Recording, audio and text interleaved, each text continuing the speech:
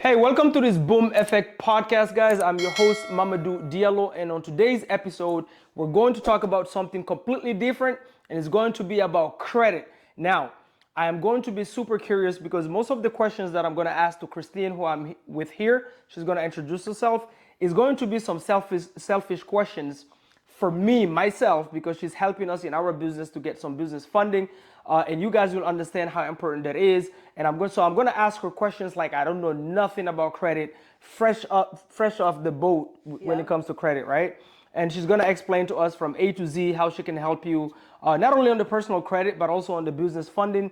A lot of these things. She's going to go into her background a little bit, okay, guys? So I'm going to let her introduce herself. What up, Hi Christine? everybody, how you doing? My name is Christine, aka La Dueña. Okay. I've pretty much been into business for quite some time. Before I got into business, I was in the music industry. So I was a singer. okay. That's kind of how I started. Interesting. From music to business and credit. Yes, Interesting. yeah. Okay. I learned a lot in the music business, which kind of led me to the business. So Okay. yeah. That's awesome. I actually have that background. I gave up on music. Real estate stole my heart, but I do have that background. But anyway, not gonna go through that here, guys. So Christine, so tell people a little bit. I know you've been through when we met. We met, I think, at an event in Orlando, if I'm not Yes. mistaken.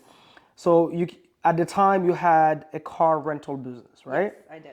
That's one. And then what other businesses did you work into? And then I was slowly getting into the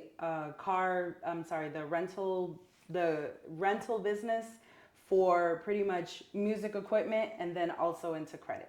So I was working in the film industry. I was doing music videos, and they needed funding. They also needed cars, and they also needed Airbnbs. So I was able to provide all of that for them. Got it. And then while I was doing all of that, that's how I started to learn how important credit was. And after that, once everybody watched me accomplish those things, I had a few Airbnbs in Florida and also in other countries. I was also helping manage Airbnbs for other friends as well. Also in the music industry. And so a lot of people started coming to me like, hey, La Dueña, can you help me fix my credit?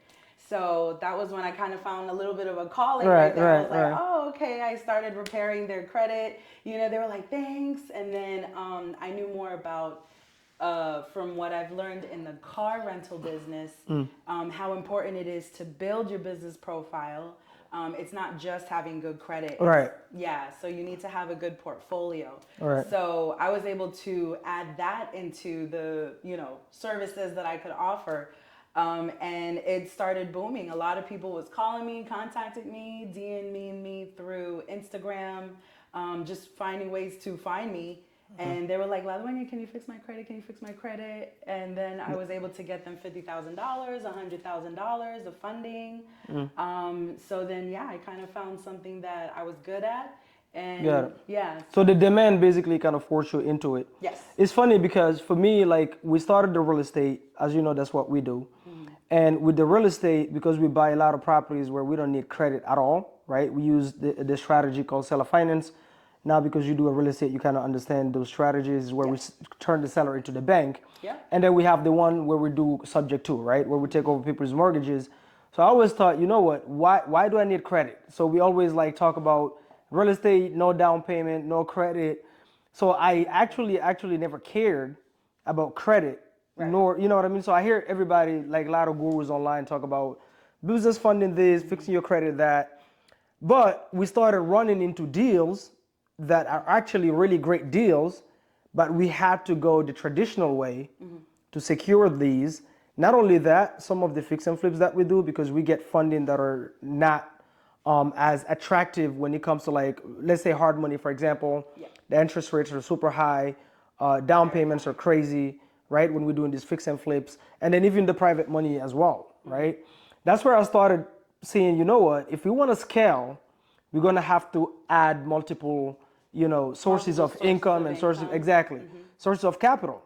And then I started looking into, I'm like, oh, hold on, let me go see what's happening with this credit funding stuff, because it's kind of cute to buy these properties, seller finance and subject to, but we cannot keep walking away from great deals just because. And that's where when we connected, you told me about how many cars you had at one point? I had 37 cars. 37 cars. 37. That is crazy. We had everything from economy to luxury.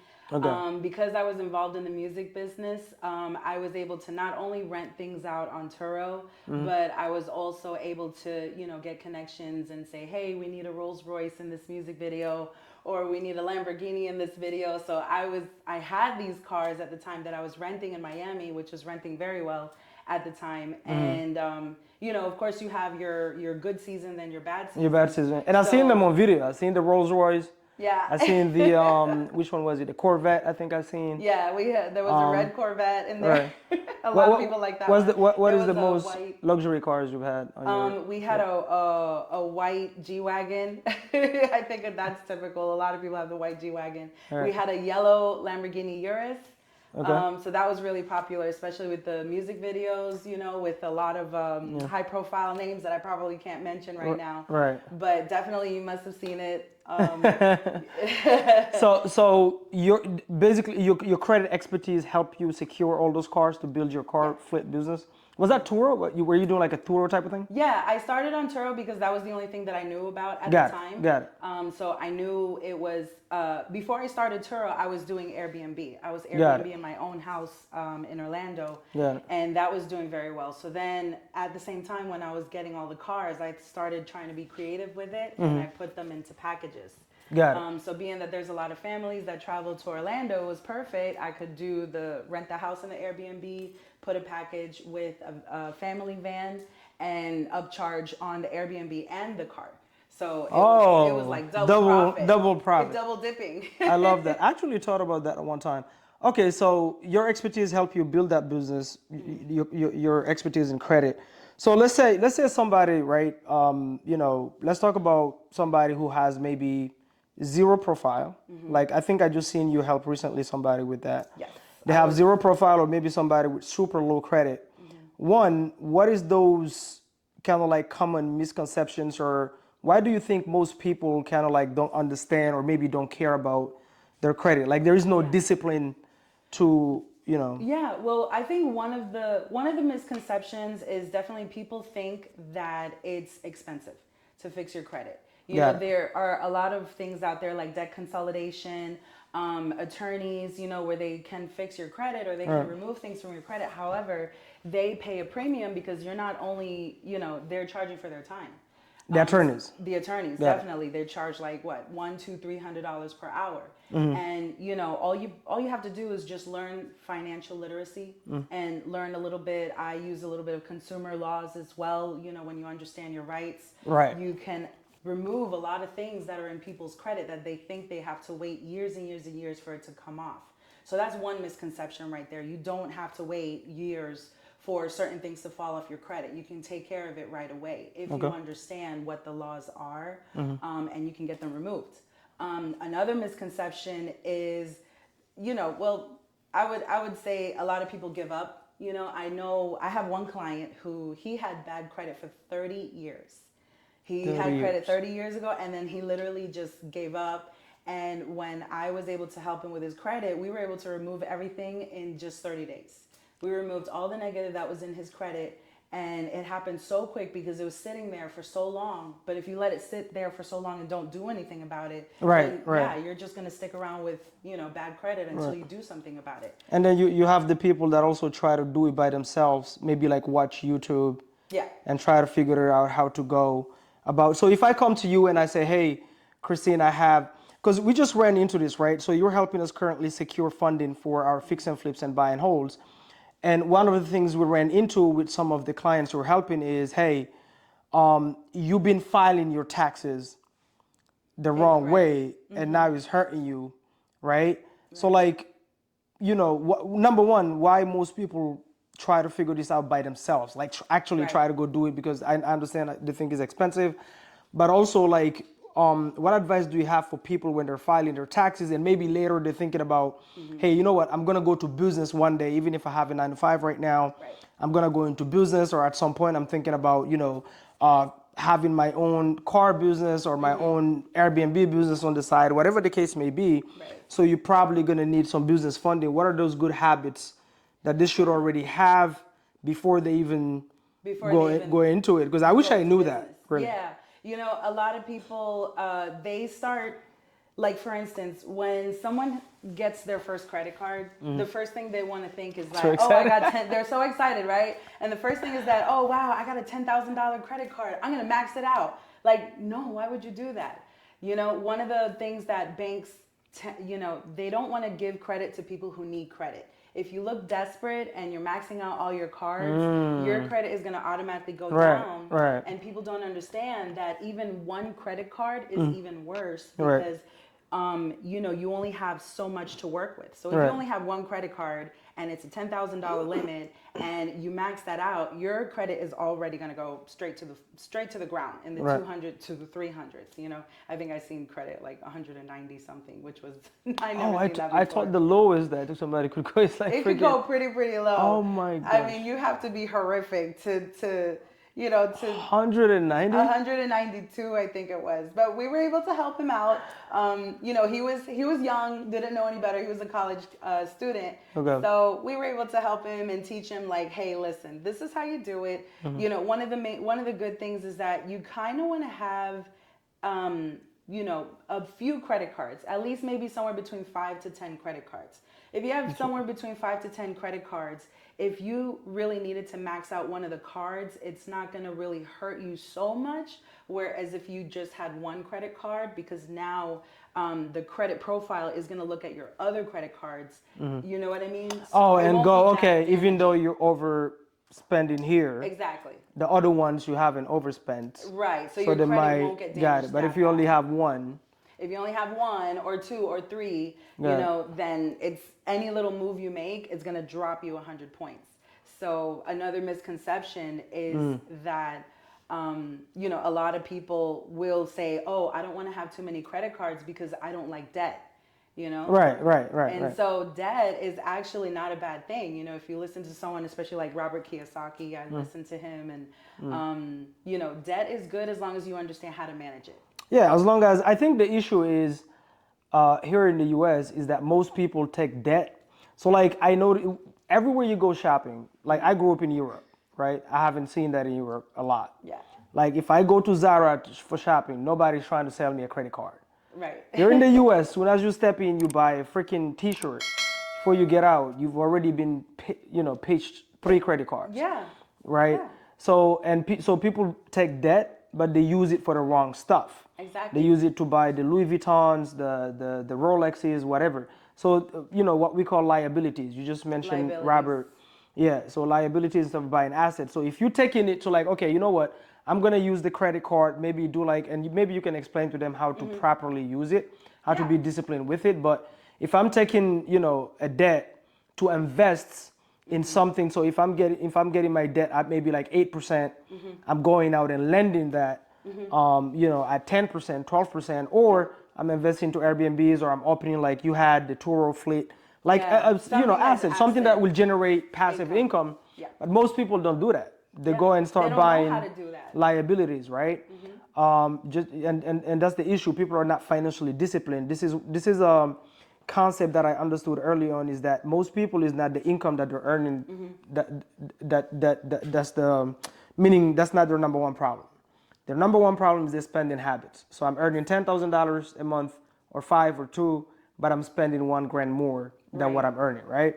So with that being said, so let's say somebody, whatever, right? So let's say they have a project of buying their first home. Maybe it's a car. Really doesn't matter. Where do they start? So let's say they have the shittiest. Let's take a profile that have like this.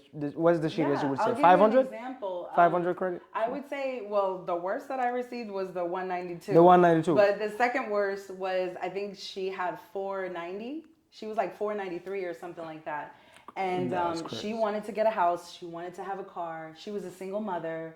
So, she was living paycheck to paycheck. And sometimes that can get very difficult as well, Right, because, right. Do I pay my credit card or do I Or pay do my I pay light my bill? light bill? Yeah. So of course the people want to pay their light bill, obviously. But if you understand how to be disciplined with your credit, you could pay your light bill, you could pay this, your car payments, everything. Again, it's all about understanding how to utilize debt. So this individual had a 493 credit score. She had a lot of credit cards that was like $300, $400, $500, wasn't even a lot. And she would max it out very easily. So explain to the people when you say max it out, what does that exactly mean? Yeah, for so someone? maxing it out is pretty much using the limit that the bank gives you. So if they give you a credit card with a $500 limit and you use it up the whole $500 or 490 or Got it. 495, Got it. now you've entered into a dangerous zone regarding your credit. It's called the credit utilization. So when your credit utilization is too high, your score can go easily down 100, 200 points. Yeah. It's devastating. So if you get a credit card, the limit is 500. How much should you use as a good habit? 10%. 10% off the 500? Of the 500, yes. So $50, which is very difficult, especially Right. if you're. I mean, right now bread is how much with inflation? Bread is like $49.99. That's crazy. But it's just an example, So right? expensive. Just an example. So basically, if you have a credit, because the idea is you go get multiple, right? Yes, So if you you wanna can have get a lot of 500 credit from X bank, you go Right. to Y bank, you get another 500. So by the time you know it, you have Exactly. multiple different cards. You can use 50 here, and then it adds up. Right. That's exactly. the idea. That is called. So you don't exceed the- discipline. got it. Using no more than $50 and Got it. paying off the $50 On time. Okay. Exactly. Got So it. not only that, but there are things like the pledge loan. I know Navy Federal Credit Union, they offer the pledge loan, which is very, very beneficial, especially when you're trying to build your credit. That sounds like So- some military stuff. I know, Pledge loan. I know. Well, the pledge loan, basically what it is kind of like a secured loan. So say, Got it. for instance, you get your tax refund and you get $5,000, right, from your tax refund. What I would suggest is to take that $5,000 and go to a bank like Navy Federal. I'm sure there's other banks that offer the same thing, the pledge loan. You're going to put $5,000 into a savings account, and then in return, you're going to pull out the same $5,000 loan. Got it. So Oh. it's like a secured loan. Okay. Got and it. what got this is that you're building trust with the bank, right? Got it. So you're pulling out the same money, and your monthly payments could be anywhere, maybe $20 a month, let's just say. So if you pay the That- $20 a month on time for at least 6 months, Mm-hmm. your credit score is going to shoot up 100, maybe 200 points just on that one account alone. So you can use the whole 5K once you pull it out. Right. But you're just paying a monthly fee. You're paying of the 20. monthly fee. Yes. And then after 6 months, once you've completely paid it off, then you could either pull out another loan or, again, once you reach to that point, and of course, this also depends on what other things you have in your credit profile. Right. You know what I mean? Because that will help you, but it only helps you so much if you're, being Right. if you're not taking care of your responsibilities with the other, little crappy credit cards that you may have. So once you get that taken care of, then what I would suggest is to put that into a secured credit card. Got it. So there's different ways to go about it. So like let's say that you got $5,000 back tax return. Instead of doing the $5,000 pledge loan, you could also pull out multiple secured credit cards. So let's say pull out $500 secured credit card with Bank of America. Okay. Pull out another $500 secured credit card with Chase. Got Or other banks that will hit. Make sure this kind of gets confusing, but Okay. Yeah, make sure you hit Experian, TransUnion, and Equifax. There are some banks that only hit Experian. There are some banks that These only hit, these are what companies? Experian and all that. yeah, these are the technically it's not really a credit bureau, but they lead us to believe that these are the credit bureaus. The real credit bureaus is actually the CFPB. Got it. Okay. So don't get. So now we're getting technical, yeah, which is now fine. we're getting technical, Which which is I don't fine. want to confuse everyone. Yeah, but that's the reason. So this is why most people that try to do it by themselves, Right. they fail on their face And they because they fail. don't understand these things. don't understand How the even like, technicalities. hey, what is the timely manner I should pay my credit every single month? Mm-hmm. What date should I pay it? How should I pay it? Should I only consume 10%. Most people don't know, right? They don't know, Um, yeah, and there's so much information out there in Instagram and YouTube, right. and I'm not gonna say that anyone is giving misinformation, but you really don't know because it depends on each individual. Got it. If your credit Yeah. and my credit, we could pull out the same accounts with the same banks, and we still may have a different credit score. Got it. It's really weird. Got it. So that's why we really need to do a deep dive on what your credit is, what your habits have been, what you've done in the past, things that, there's more than just Equifax, TransUnion, and which one am I missing? TransUnion, Equifax, and I'm forgetting it right now. I forgot also. Well, those three. Anyways, there's actually 7. So there's there's CRS, there's LexisNexis. These are secondary credit bureaus. Okay. And This is where the lenders go check what's going on with your credit. right. Well, this is where your identity gets held. I got it. You know what I mean? So like, let's say you're going to get a car insurance.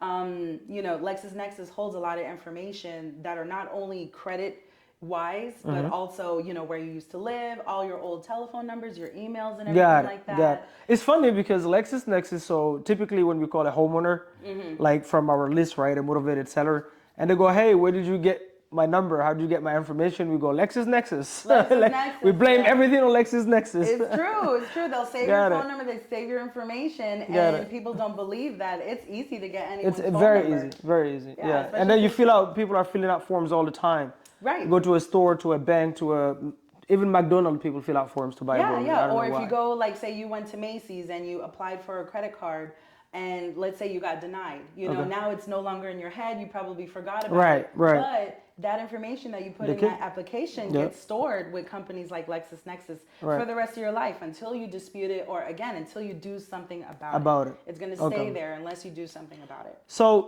let's say, that an individual reach out to you, okay? You get their credit from 500 to wherever. What is a decent credit score? Like a decent, where you can buy a car, maybe a house. What is a decent credit? Well, every bank is a little bit different. Banks have something called term sheets, and it gets very technical. Not all the banks want to give out this information, but basically it's what that specific bank wants depending on what your goals are. So if you want to get auto loans, right, and you want to put in your personal, I suggest not to put in your personal. If you can, put it on a business. But if you end up putting it in your personal, let's say Bank of America, for example, they want your credit score to be, probably 680 and over, whereas Chase wants you to be 700 and above. Gotcha. So it depends on. So which if you're bank above for. 700, then you're good. you should be fine. You should with be most fine banks. with any bank. Got it. Yeah. So let's say now that individual want to go from, hey, my personal credit great.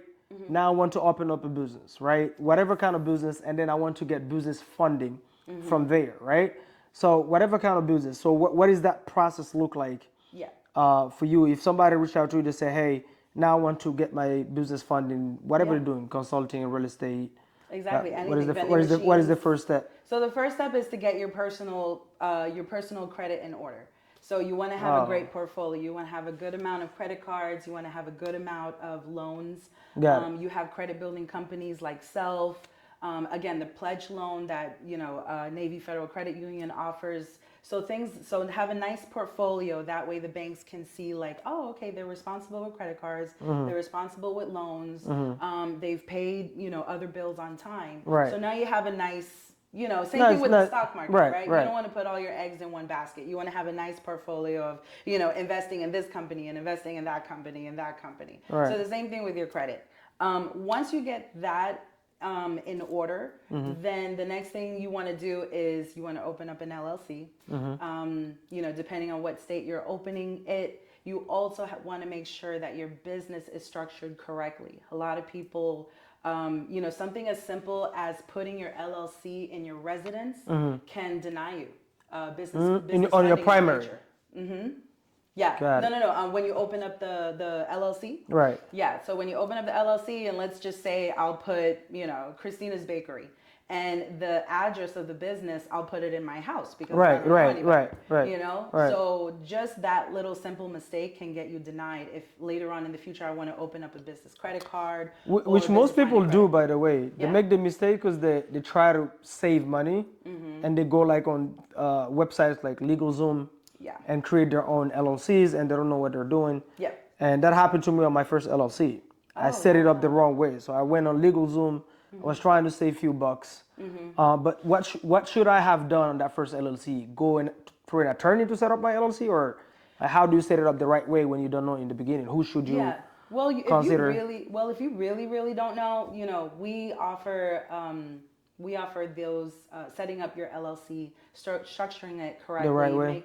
making sure you have the right email address. Okay. You know, you want to have something that it doesn't end in Gmail or Yahoo or whatever. Got it. You know, the phone number, you want to make sure you got like a 1-800 number, 1-877 number. Okay. You also, a lot of people don't do this, but you also want to make sure you have a website.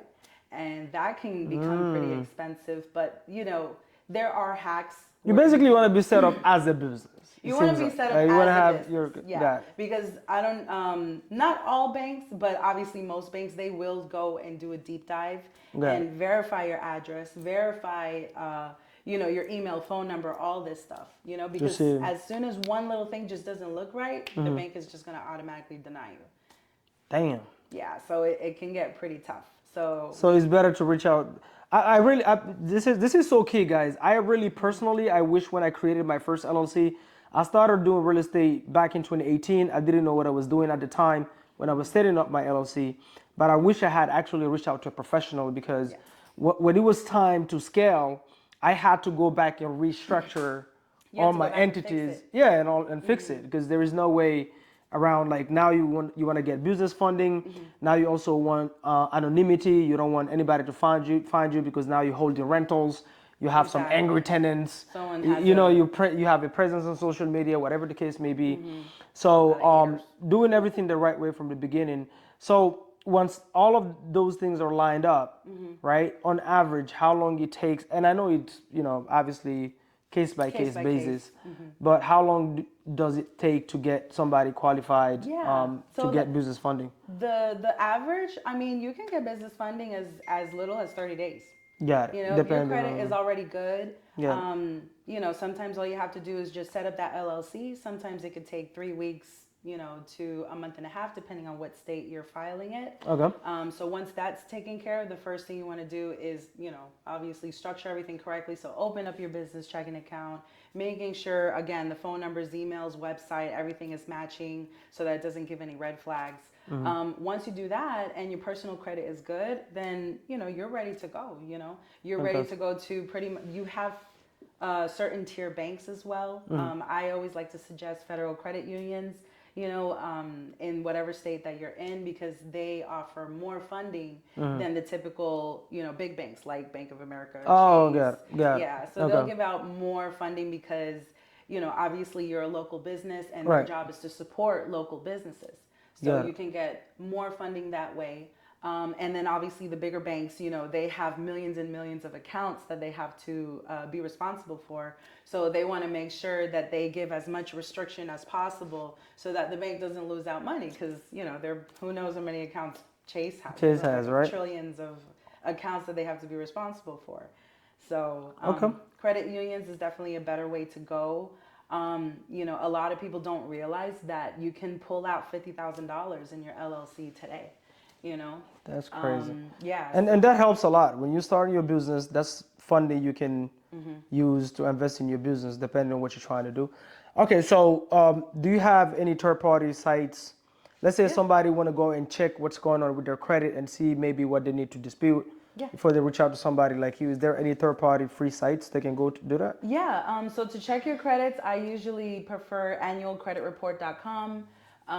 You know, it's free. You Okay. get to check all 3 credit bureaus to see where your credit is at. I would suggest to download it first Okay. and save it. That way, you know, the next step would be to go to credit, you know, obviously fixing your credit. You Okay. want to build your profile. So opening up a pledge loan, opening up a secured credit card if your credit is not quite there yet. So that way you could see the difference and you can say, hey, my credit 6 months ago was 300 and now I'm up here. So, I mean, that's a great feeling. Guys, listen, once you go do that, here's what I'm going to say. To fix your credit, to get you a profile, fix your credit, get you ready to, get funded for whatever you need, whether you want to go into business or buy some personal like cars, houses or whatever. If you're buying more than one Starbucks coffee per month, you can absolutely afford it. I was shocked how cheap it is because like the way people talk about it online, I thought you're gonna have to pay like Thousands crazy. of dollars. Guys, if you drink more than one Starbucks cup of coffee per month, you can afford her services or any other professional, but reach out to her. Where can they find you? So you can find me, you could DM me on Instagram, ladueña.official.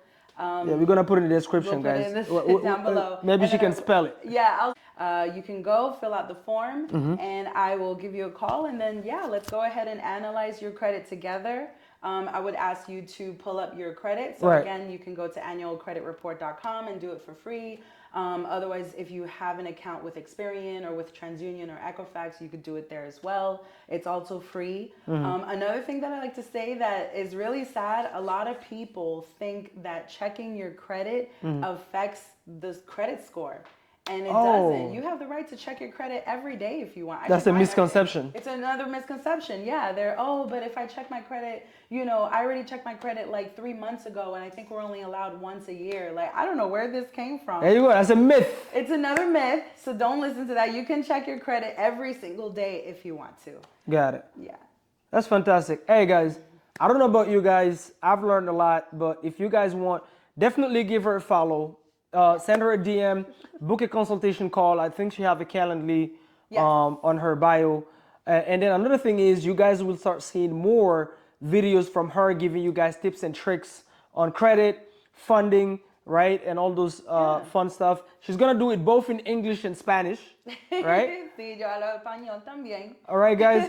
As you guys know, every single Monday at 6 p.m., we drop an episode of the Boom Effect podcast. Guys, this is the podcast where we talk to people that are bold, obsessed, optimistic, and have that abundance mindset. That's what the Boom stand for. And until the next video, stay boom, stay bold, and be bold. That's what I used to say. We should outro. Boom. Hello. Until the next episode, guys, stay bold and be bold. Boom, boom, boom. Boom.